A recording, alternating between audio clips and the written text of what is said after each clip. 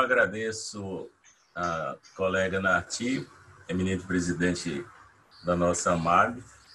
Gostaria de cumprimentar inicialmente a participação da desembargadora e queridíssima colega Pilar, que vem desenvolvendo um trabalho da mais alta significação nestes tempos que eu chamo terríveis, tenebrosos desta pandemia. Pilar, que eu diria uma imagem não metafórica, eu estou até vazio de palavras hoje, minhas palavras serão ocas e vazias de conteúdo, talvez premido pelas circunstâncias pessoais, mas eu gostaria de dizer a Pilar que até no nome ela é uma pilar, né? Pilar de sustentação do Poder Judiciário nesse aspecto da saúde. Eu tenho uma admiração particular e pessoal por ela, até porque somos vizinhos lá, como eu costumo dizer, moramos no mesmo condomínio, somos vizinhos de parede e, felizmente, somos vizinhos de mundo, ao contrário do que disse a escritora Nélida Pinhon, essa admirável mulher escritora que foi presidente, todos sabemos, da Academia Brasileira de Letras, quando ela disse que as pessoas no mundo moderno, nesses tempos odiernos, claro que não estou fazendo citação ipsis verbis, literalmente, e as pessoas atualmente nas megalópolis, nas grandes cidades, são vizinhas de parede, mas não são vizinhas de mundo. Então, eu tenho por Pilar um apreço muito grande, somos vizinhos lá de parede e vizinhos também de mundo, já que o mundo que nós queremos é um mundo mais fraterno, muito mais humano. Então, ela tem essa sensibilidade que eu também procuro cultivar nas minhas mínimas atitudes. Creio que o desembargador Mário Albiani está também nesta live. Ele foi convidado. Eu indago aqui. Não está, presidente Narti? Tem essa informação? Não, presidente, nós fizemos só com o comitê. Não o convidei nesse primeiro momento, porque nós teríamos todas as diretrizes do tribunal, então aguardamos para mais à frente uma outra ele vir também para falar já em relação à saúde mesmo, o Comitê de Saúde. Então, na sequência, a minha saudação vai aos juízes baianos, esses timoneiros que estão à frente aí, sempre conduzindo este barco, nestes mares tempestuosos dos dias que correm tão vertiginosamente através da vida de todos nós. Eu digo que nossos juízes são os verdadeiros heróis, nas mais das vezes anônimos, que desempenham um trabalho com muita eficiência, com muita proficiência, com muita, eu diria, com muito denodo, sempre combativos, corajosos. Principalmente, presidente Narti, neste cenário de crise que nós estamos atravessando. Não é só cenário da crise da pandemia, não, até institucional. É preciso que a magistratura continue assim, firme e forte, solidária em suas decisões. Não se trata de nenhum, eu diria, de nenhum ativismo judicial, como se proclama aos quatro ventos por aí, até querendo, eu diria, degenerar um pouco a atitude e o comportamento da magistratura brasileira como um todo. É preciso que os juízes sejam realmente corajosos, firmes, denodados naquilo que fazem. E eu sei que a grande maioria faz a magistratura com amor, naquela distinção lapidar de Rubem Alves, entre o que se faz com amor e o que se faz por profissão. Eu estou sendo até repetitivo, já disse em outras falas minhas, que aquilo, quando alguém faz uma profissão, Rubem Alves estabelece essa distinção lá em relação ao político. Mas isso, mutatis mutandis, pode ser generalizado para todas as profissões. Quando se exerce algo com amor, a pessoa está recebendo um chamado interior por vocação. A vocação vem, a palavra advém do latim, é o verbo vocare. Nós recebemos esse chamamento, esse chamado interior, para que exerçamos aquilo que estamos naquele instante à frente. Quando se faz por profissão, não.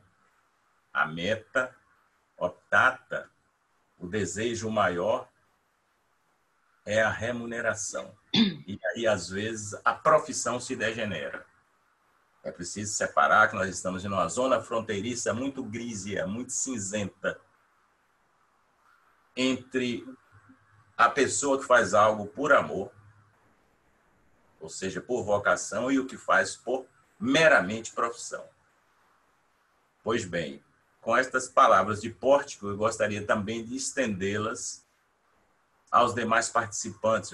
Acabei de ser informado aqui de que o sindicato também dos servidores estaria participando desta live, segundo a informação que eu tenho. Eu faço essa saudação extensiva também a todos os servidores de nosso Poder Judiciário, aos quais eu abraço fraternalmente, muito embora seja no plano virtual esse abraço.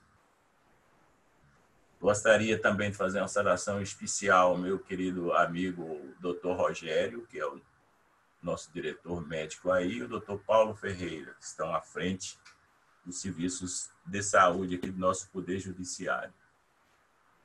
Pois bem, como a presidente Narti bem colocou, a minha participação aqui é de só menos importância, até porque o tema a ser debatido é um tema que requer especialização, é um tema envolvendo saúde pública, cujas consequências, neste caso, eu sei que estão refletindo no Poder Judiciário como um todo. Como refletiu esta terrível pandemia, esta terrível peste em todos os setores da vida, desde os nossos hábitos mais elementares.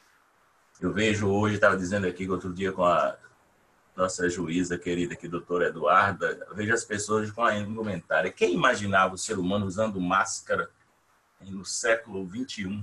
Quer dizer, desde os nossos hábitos mínimos de vida, em nossos lares, até os reflexos catastróficos que advieram desta terrível pandemia, tenebrosa, sombria, ominosa, sobre as mega empresas, afetando a economia do mundo inteiro. Então, chega a ser indescritível o poder destrutivo que esta pandemia exerce sobre a humanidade como um todo. A humanidade, sobretudo nesses tempos de globalização, ou melhor, que eu gosto de usar outra nomenclatura, de universalização da vida humana, não só econômica. Pois bem, isso nos deixa, de certa forma, eu diria, titubeantes, perplexos, sem saber o que fazer. Até porque, como eu disse em outra live, nós não temos o exercício de futurologia para imaginarmos o que vai advir desta pandemia amanhã. É um amanhã sempre incerto e duvidoso, porque os reflexos, os efeitos, além de catastróficos, eles são imprevisíveis. Daí porque nossos atos normativos, eles têm sido editados para e passo a passo, obedecendo regras, obedecendo o que nos norteiam os órgãos da saúde. Porque não somos nós do judiciário que podemos antever o que advém sempre desta pandemia. Já estou redizendo. Daí porque não temos uma perspectiva, eu diria, não temos uma perspectiva alentadora, a ponto de dizer, vamos retornar ao trabalho físico tal dia. Não, há uma previsão, sem exercício futurológico, da retomada de nossos trabalhos, sobretudo no plano físico, já que no plano virtual, nosso desempenho tem sido digno dos maiores encômios, dos maiores elogios.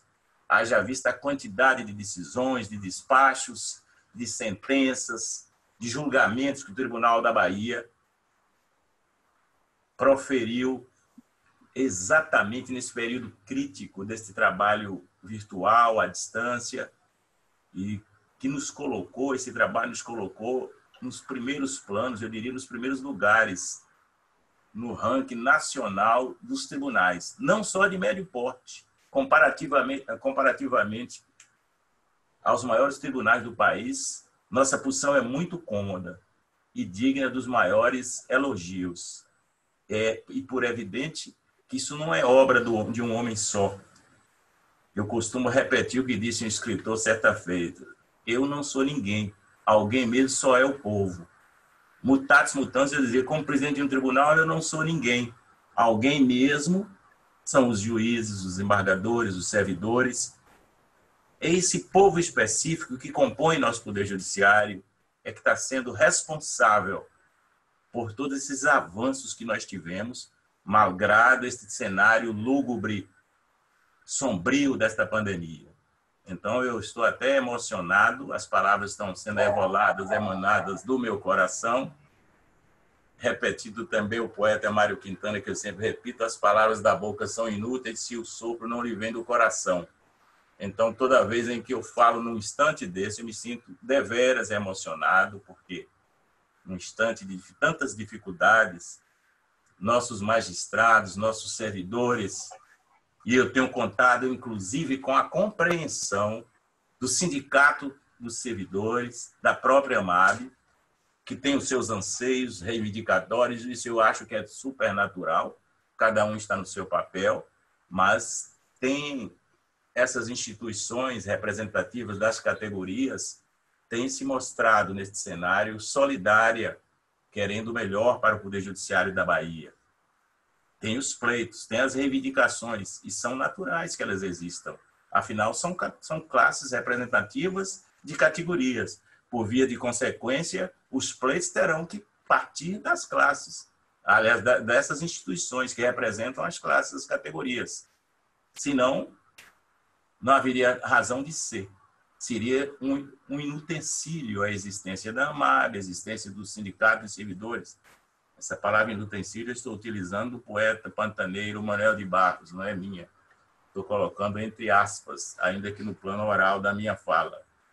Pois bem, é dentro dessas circunstâncias que nós agora estamos nesta manhã, a manhã de quinta-feira, para abrirmos os nossos corações, trazer as nossas ideias, os nossos ideais, trazer as nossas propostas, o que nós pretendemos do judiciário baiano e o que poderemos fazer solidariamente, de mãos dadas, abraçados ainda virtualmente, para enfrentar esse desafio. Nós temos que ser, nesta hora, aquilo que disse o poeta: não tenho medo do desafio, aprendi a desafiar o próprio desafio. Temos que ser otimistas, porque o pessimismo é a filosofia dos mortos prematuros, reproduzindo ou reprografando aqui a palavra do maior cineasta que eu conheço brasileiro, Glauber Rocha, aí, baiano, como nós todos. Então, não cultivo esse tipo de pessimismo dentro de mim, mas sozinho eu não sou ninguém. Sou aberto ao diálogo, as portas da presidência estarão sempre escancaradas para ouvir os anseios, as reivindicações. Eu diria, em tom de blague, em tom irônico, a ironia é própria dos temperamentos sublimes, segundo Anatole France. O meu não é sublime, faça autocrítica, mas mesmo assim, eu acho que, ironicamente, eu diria, até para ouvir os abusos, quando vem, intensos, mas eu sei que é o estilo de cada um e cada um está no seu papel. Eu sei separar bem, nessas horas, o joio do trigo de uma forma democrática, ter não ouvidos moucos, mas ouvidos preparados para ouvir a todos, de uma forma democrática, participativa.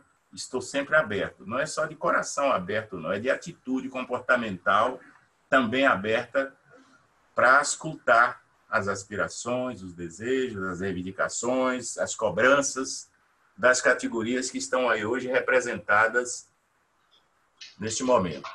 Eu peço até desculpas com as palavras, talvez as palavras minhas, umas hajam sido cáusticas, ferinas, se tal ocorrer, eu peço as minhas escusas. É o improviso que leva o homem aonde ele não gosta de ir, deixando onde ele não gosta de ficar, segundo os dizeres de Rui Barbosa. E eu estou me lembrando aqui do que disse certa feita Václav Havel, grande escritor e tal, todos conhecem, quando ele dizia: as palavras podem ser raios de luz no domínio das trevas e podem igualmente ser setas mortíferas. Mas o pior é que elas podem ser as duas coisas ao mesmo tempo. Eu espero que as minhas hajam sido apenas raios de luz nos domínios das trevas que nós estamos vivendo e atravessando neste momento de crise aguda sem precedentes na história de nosso país e na história do mundo, do universo. Como eu já estou sendo cansativo na minha longuidão da fala, que é um defeito incorrigível que eu tenho, quando estou falando, essa ganância que eu tenho, não tenho ganância pelo poder, mas tenho a ganância pelo poder das palavras. Não sei por quê. Quando eu vejo o microfone, quando eu vejo público, parece que Lorival se solta, se mostra incorrigível. Tenho feito autocrítica, até as pessoas de minha família me criticam acerbamente, dizendo que eu falo demais. Não em casa. Em casa eu sou até enclausurado, ensimesmado, mas publicamente parece que tem algo que me move, assim, que me toca, me sensibiliza, me agudiza a tal ponto que me obriga a estar falando demasiadamente. Mas eu vou já arrumando as minhas palavras, caminhando a minha fala para o ocaso, para o crepúsculo dela, eu vou reproduzir o que eu falei também numa live, não foi?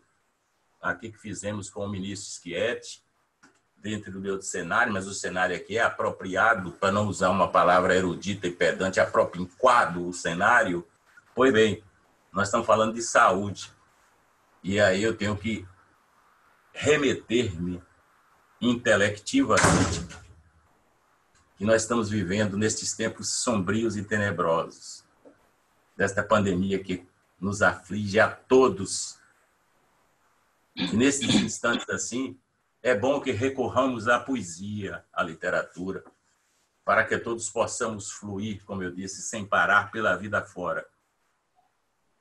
Estes tempos ominosos, meus queridos participantes, colegas e servidores, todos que aí estão, remetem-nos ao romance A Peste de Albert Camus, um franco-argelino de primeira qualidade, da maior monta intelectual.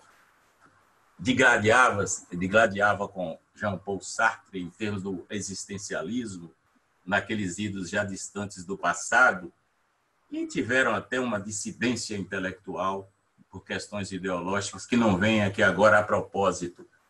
Mas ambos são dignos da minha particular admiração. Tanto que eu fazia um estudo sobre Sartre, com o existencialismo dele, sobre Camus, e colocava-os ambos, eu diria assim, na balança para ver qual pesava mais do ponto de vista intelectual. Eles se igualavam. Então, Albert Camus, em seu romance A Peste, ele demonstrou o seu pessimismo pela humanidade, apesar de ser um livro humanista, parece até o contraditório o que eu estou colocando. É um livro humanista por excelência, mas lá Camus externou, naquele cenário de crise, ele demonstrou todo o pessimismo em relação ao ser humano. É bastante fácil, segundo Camus imaginava, cultivar a solidariedade. Veja que coisa preciosa para o tempo que estamos vivendo. Ele dizia que é muito fácil cultivar a solidariedade, a amizade, o amor, durante o perigo de um flagelo, tal qual a peste que Camus descreve em seu romance, que abateu sobre a cidade de Oran, lá na Argélia. Contudo, ele dizia que esses sentimentos elementares desaparecem passada a tempestade. Tudo se deteriora passada a tempestade. De novo, quando o flagelo desaparece, a epidemia decresce, e a quarentena é suspensa e a cidade reaparece, e as pessoas aí se esquecem. Pois bem, praza aos céus, eu costumo dizer isso, que em nossa atualidade, vivenciada por todos nós, a vida não imite a arte, como é um brocardo popular que a vida imite a arte. Tomara, praza aos céus, que a vida nesse cenário não imite a arte, descrita por Albert Camus. Eu prefiro que a vida de cada um, neste instante, imite mais o capitão, que é outra personagem de um romance, O Amor nos Tempos do Cólera, de Gabriel Garcia Marques. Lá, a genialidade, a pena arguta e sensível de Garcia Marques, ele diz que o capitão e toda a tripulação do navio também naquela época se viram privados de disputar ou de desfrutar a primavera em terra, porque houve uma epidemia no Porto de Abril. Por conta dessa epidemia, segundo o capitão, aspas, nos privaram de descer.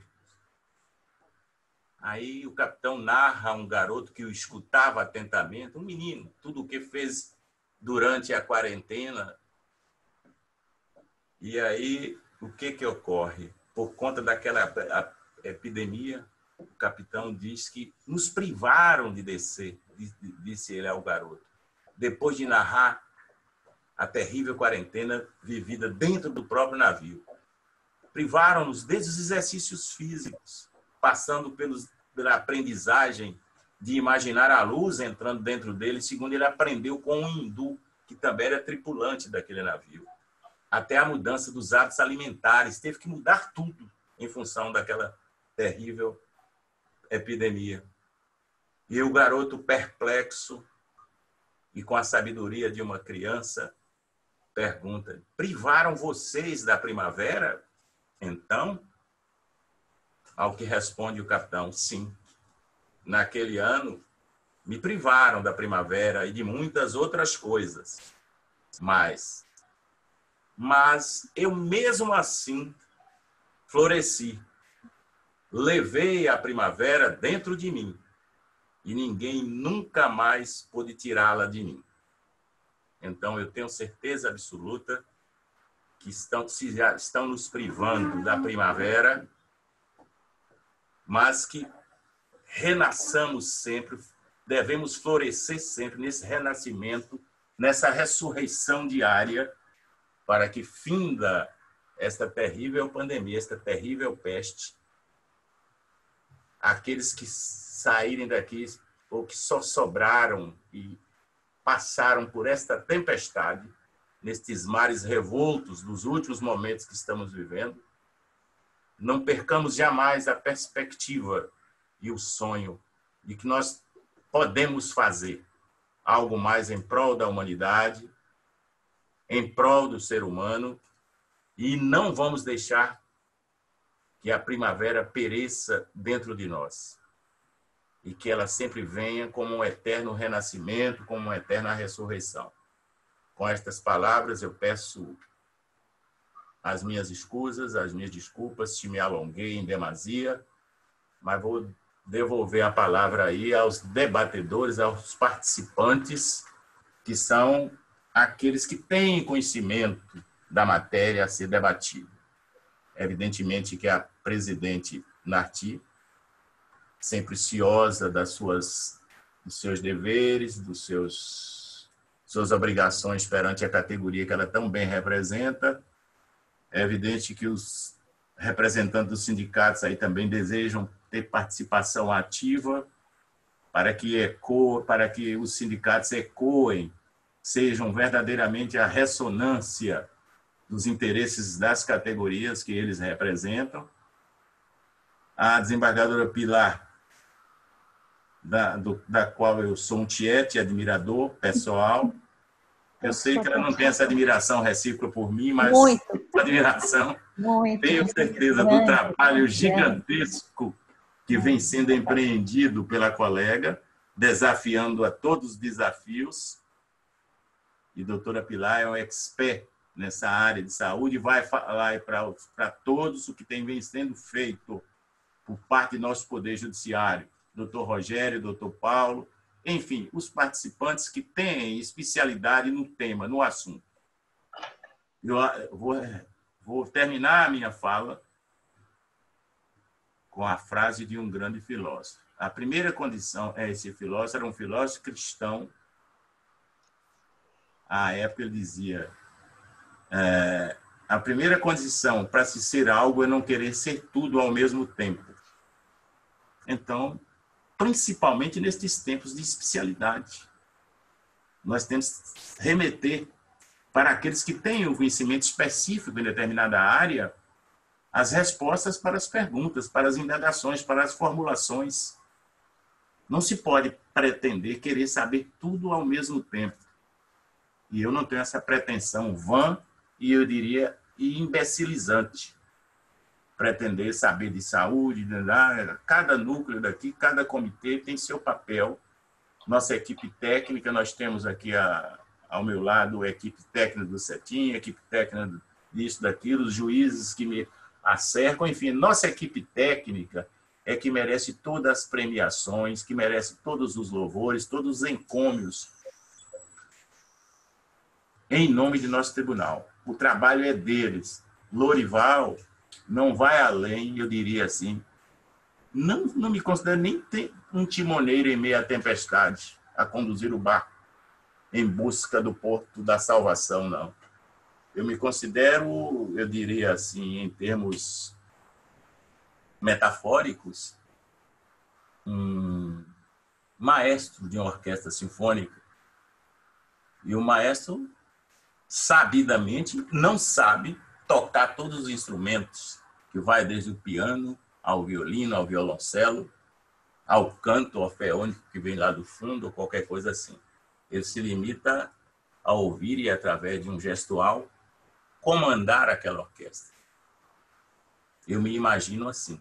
Mas o mérito são de todos aqueles que participam desta orquestra sinfônica neste instante de dificuldades que estamos vivenciando. O meu abraço fraterno a todos. Considere-se todos abraçados, ainda que virtualmente. E eu agora devolvo a palavra aí, e parece que é a doutora Narqui, a presidente, quem está aí comandando, ou é a desembargadora Pilar. Fiquem à vontade. E muito obrigado por me terem ouvido com essa atenção especial com que me ouviram.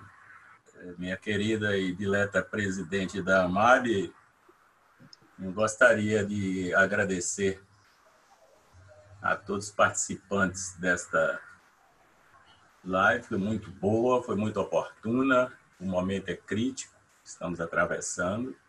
Portanto, a próxima ficará até para deslindar as demais perguntas, que há, segundo eu estou entendendo, há várias perguntas aí que ainda não puderam ser respondidas neste instante por parte da desembargadora Pilar, dos nossos médicos, porque são muitas e variadas e múltiplas perguntas.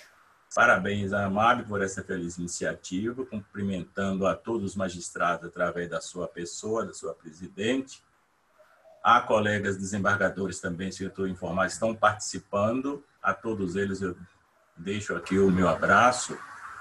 Aos servidores que estão representados aí nesta live pelos sindicatos, também quero deixar aqui o meu abraço fraternalmente, estendidos a eles. Tem advogados participando, creio que há membros do Ministério Público, enfim, creio que esta oportunidade serviu para elucidar algumas dúvidas e que foram elucidadas através dos médicos participantes e da desembargadora Pilar. Pois bem, mas eu vou encerrar buscando dar uma outra fisionomia à minha fala. As minhas falas não são de especialista na área da saúde. Eu quero deixar uma lição aqui de esperança, de ânimo a todos nós. Porque nós pertencemos a uma geração e até parece que nossos sonhos com essa pandemia restaram inacabados e incompletos. Não vejo assim. Eles foram apenas interrompidos. Mas nós temos que prosseguir caminhando sem perder jamais a fé. Aquela fé que eu chamo e a coragem de Moisés ao atravessar o deserto para chegar à terra prometida. Nós não podemos jamais abdicar da esperança, das utopias, de nossos sonhos. Eu sei que esta pandemia até me remete ao pensamento de um grande filósofo francês, Gilles Lipovetsky, quando ele disse que o homem moderno está cada vez mais vazio, vítima de um vazio espiritual e cheio de inquietudes e desassossegos. Parece que ele estava escrevendo para o momento atual que nós estamos atravessando. Dizia ele que a paisagem interior deste homem moderno é um verdadeiro deserto de fecundidade. Veja o paradoxo da frase, mas para poder traduzir o pensamento dele de uma forma sem igual. Ele chama isso de o niilismo de nossos dias. É o momento que nós estamos atravessando. É esse deserto pós-moderno desta pandemia, que eles falam no dia seguinte, me parece que é o novo normal, é um novo paradigma que está aí ressurgindo em consequência desta terrível pandemia. Mas eu acho assim que nós temos que fazer a travessia, apesar de sermos à moda de Drummond, o maior poeta que nós temos aqui no Brasil, consideramos-nos neste instante, todos nós, homens pequeninos à beira de um rio e que continuam apenas vendo as águas aí desta tempestade que se abateu sobre nós passarem, sem as compreender. E Drummond diz que eu só sei que é noite porque me chamam de casa. E só consegue divisar o amanhecer, segundo ele, porque os galos cantaram.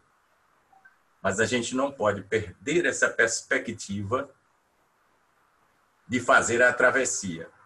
Até porque somos todos nós aquele rio de que falava Heráclito na Grécia Antiga. A ponto de sabermos que o homem de ontem não é o homem de hoje. E o homem de hoje não será o homem de amanhã. Eu estou imaginando o homem pós-pandemia. Como vai ser? Como será ele? Mas volto a repetir, esta perspectiva do sonho, da esperança, nós não podemos perdê-la jamais, ainda que estejamos todos a atravessar os ínvios e pedregosos caminhos que esta pandemia deixou para nós aí. A gente tem que continuar seguindo esta estrada do sonho, essa estrada da utopia, essa estrada da esperança. E aí me remeto à leitura de Miyakoto, quando escreveu em Terra Sonâmbula. Ele pergunta o que faz andar a estrada. Ele diz, é o sonho. Enquanto a gente sonhar, a estrada permanecerá viva. É para isso que servem os caminhos, para nos fazer parentes do futuro. Os caminhos que nós estamos trilhando agora, apesar de pedregosos, eles têm essa finalidade. É transformarmos-nos de repente, não mais que de repente, parentes do futuro. Até porque nós estamos trilhando esses caminhos ínvios e pedregosos, já redizendo, sendo repetitivo, com nossos corações, apesar das nossas aflições, das nossas perplexidades, dos nossos titubeios, mas estamos trilhando esse caminho com o coração. E então estamos no caminho certo. E me remeto de novo a a um pensador, filósofo, Carlos Castaneda. Ele escreveu lá sobre Dom Juan, ele diz, possui esse caminho um coração? E ele mesmo responde, em caso afirmativo, o caminho é bom. Caso contrário, esse caminho não possui importância alguma. Eu creio que esse caminho que nós estamos vivendo agora, apesar de árduos, pedregosos, cheio de espinhos, os nossos corações estão pulsando aí juntos, irmanados nesta fé. Por isso que nós achamos, modéstia à parte, que estamos percorrendo ele com o coração e de uma forma solidária. Eu estou muito sensibilizado, portanto, presidente Narqui, meus queridos colegas embaixadores e juízes, servidores, estamos todos aí de mãos dadas nesta caminhada. Não vamos perder a fé, não vamos perder a esperança, que nós aprendemos lição. Espero que de tudo isso saia uma sociedade mais fraterna, mais humana, mais justa, que nós tenhamos aprendido a lição que esta pandemia está deixando.